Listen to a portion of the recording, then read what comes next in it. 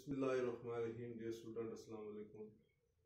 रियाज Ahmad Gilani, teacher pilot school GMS Goli Saeeda coat. Dear student, आज हम जा रहे हैं 6th स्टैंडर्ड की उर्दू पढ़ने जा रहे हैं और आज का हमारा जो मौजू है वो है डॉक्टर अम्बेडकर। डॉक्टर अम्बेडकर के बारे में आज हम जानकारी हासिल करेंगे। तो आप अपनी किताब खोलें और आपकी किताब का सफ़ा नंबर 105 निकालें और मेरे साथ मैं पढ़ूंगा, आप गौर से उस पर ध्यान देना। तो प्यारे बच्चों, डॉक्टर अम्बेडकर कौन था, इसके बारे में आज हम तफसील से पढ़ेंगे। तो कुछ मखसूस अल्फाज हैं जिसके माने में आप मेरे को बाद में बताऊंगा। जैसे मखसूस है, सत्याग्रह है, रहनुमाई करना है, आइन है। डॉक्टर अम्बेडकर कौन थे? महाराष्ट्र के शहर महाड़ में एक तालाब है, ये चौधार तालाब के नाम से मशहूर है। जो शख्स इस तालाब के किनारे जाता है उसे एक मखसूस वाक़या याद आता है। ये वाक़या हिंदुस्तानी तारीख का एक अहम वाक़या है। यानी कि महाराष्ट्र के अंदर एक शहर महाड़ में एक तालाब है, महाराष्ट्र के शहर में, जो चौधार तालाब के नाम से मशहूर है। जो शख्स भी यहाँ जाता है वो उसको कुछ न कुछ मखसूस वहाँ पर वाक़या एक नज़र आता है। ये वाक़या क्या है, इसके बारे में हम जानेंगे। ये वाक़या हिंदुस्तानी तारीख का एक अहम वाक़या है।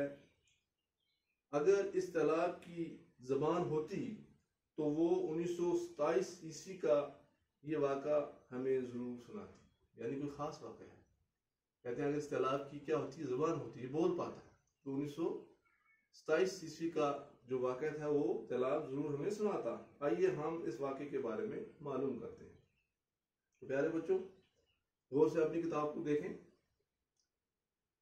एक रोज सुबह सवेरे हजारों लोग महाड़ के रास्ते से गुजर रहे थे।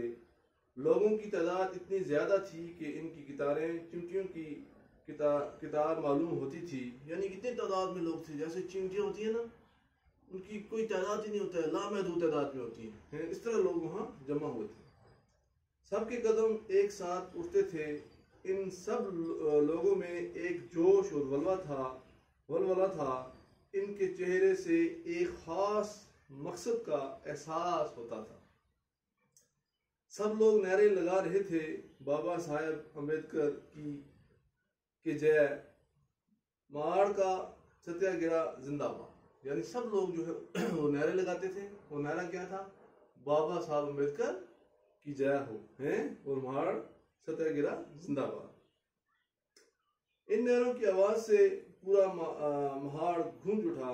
ये लोग कौन थे? ये कौन सा किला फतह करने जा रहे थे? ये कहाँ जा रहे थे और क्यों जा रहे थे? ये दो सवाल है। ये कौन लोग थे जो नारे लगाते हुए जा रहे थे और क्यों लगा रहे थे? आखिर उसकी वजह क्या थी? बात दरअसल ये थी कि झीलों, तालाबों और कुओं का पानी सबके लिए आम था, लेकिन छोटी जातों के लोग इनका पानी नहीं ले सकते थे। यानी कि जात पात का मामला हिंदुस्तान में आज भी बहुत जगह पर है, तो बहुत कम अब रह गया है। तो पहले हुआ करता था जहाँ पर जात पात का मसला जो है वो बहुत चलता था, ऊंची जात और नीची जात। तो ऊंची जात वाले जो लोग थे वो अपना बर्तन, अपना घर, अपना रास्ता, अपनी कोई भी चीज नीची जात वालों को इस्तेमाल नहीं करने देते।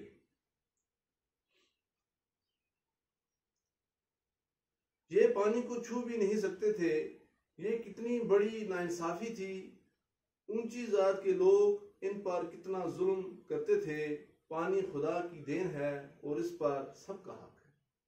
पानी जो है वो नेचुरल रिसोर्सेज है, इसका कुदरती जराया है, इसका पर सबका हक है। लेकिन वहां पर नीची जात वाले उसको हाथ भी नहीं लगा सकते थे, छू भी नहीं सकते थे। फिर इन पर पाबंदी क्यों? इस पाबंदियों और नाइंसाफी के खिलाफ बाबा साहब ने आवाज बुलंद की। हाँ, बाबा साहब ने इस जात पात के मसले में आवाज को बुलंद किया। उन्होंने तमाम हरिजनों को इस नाइंसाफी के खिलाफ एहतजाज करने पर आमादा किया। आज ये हजारों लोग महाड़ के इस तालाब की तरफ जा रहे थे। बाबा साहब इस जुलूस की रहनुमाई कर रहे थे। वो सब के आगे थे।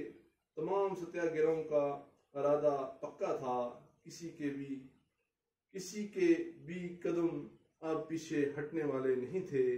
ये लोग आगे बढ़ते गए। बिलाखिर चौधार तालाब के पास पहुंच गए। तालाब के इर्द गिर्द हजारों लोग जमा थे। बाबा साहब आगे बढ़े। हजारों लोग के सामने इस तालाब में हजारों लोगों के सामने इस तालाब में उतरे। उन्होंने पानी को छुआ। अपने दोनों हाथों में पानी भर लिया। देखते ही देखते तमाम हरिजन इस पानी को छूने लगे। पानी को हाथों से उछाल उछाल कर बाबा साहब की जय के नहरे बुलंद करते रहे। यानी अब लोग उस तालाब में घुस गए और बाबा साहब की जय जय करने लगे। ये बाबा साहब कौन थे? ये थे डॉक्टर भीम राव अम्बेडकर, जिन्हें लोग बाबा साहब अम्बेडकर के नाम से भी याद करते हैं। ये महाड़ के इस अहम और अजीम सत्याग्रह के कायद और बानी थे। डॉक्टर अम्बेडकर 1899 ईस्वी में पैदा हुए। वो हरिजनों के हमदर्द थे। इन्होंने मुल्क में हरिजन समाज को जगाया और इनके दिल से खौफ और रास दूर कर दिया। इन्होंने अपनी जिंदगी दबी कुचली और पसमानदा जात के लोगों की तरक्की के लिए वक्फ कर दी। वो एक बड़े कानूनदान भी थे। उन्होंने हिंदुस्तान का आईन बनाने में अहम रोल अदा किया। इनके नज़र में सब लोग बराबर थे। उन्होंने कहा था जात पात और भेदभाव बेमाना है। वो चाहते थे कि सबके साथ यकसां सलूक किया जाए। बाबा साहब चाहते थे कि हर शख्स को इसका जायज़ हक मिले। डॉक्टर अम्बेडकर 1956 ईस्वी में इस दुनिया से चले। तो डॉक्टर अम्बेडकर कौन थे? जिन्होंने हिंदुस्तान का आईन बनाया, जिन्होंने हिंदुस्तान का कानून बनाया। बहुत ऊंचे लेवल के आदमी थे, कोई छोटे मोटे आदमी नहीं थे। लेकिन इनके दिल में गरीबों के लिए हमदर्दी थी और यही सत्याग्रह जो है इन्होंने ये उठाई और गरीबों को अपना हक दिलाया। वो तालाब जहाँ पर, वो पानी जहाँ पर छोटी जात वाले हाथ नहीं लगा सकते थे, छू नहीं सकते थे, इन्होंने बड़ी तादाद में लोगों को वहां लिया। तो बच्चों, आज का जो मुश्किल अल्फाज जो थे वो थे मखसूस, यानी खास मुकर्रर किया गया। सत्याग्रह कहते हैं पुरअमन एहतजाज। सत्याग्रह क्या होता है? पुरअमन एहतजाज, ना कि वायलेंस। यानी कि किसी किस्म का कोई ऐसा नहीं है। पुरअमन एहतजाज, रहनुमाई करना हो गया, रास्ता दिखाना। बाबा साहब ने रास्ता दिखाया।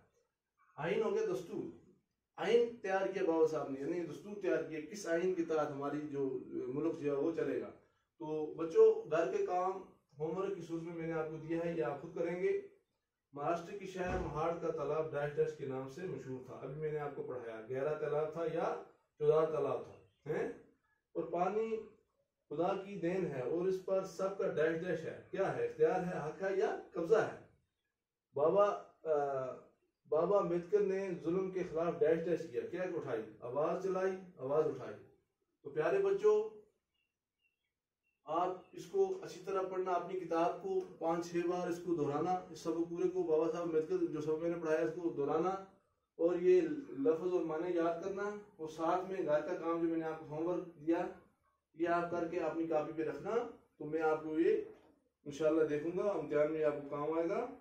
और खुश रहिएगा, अपना ख्याल रखिएगा। बाकी वस्सलाम, खुदा हाफिज़।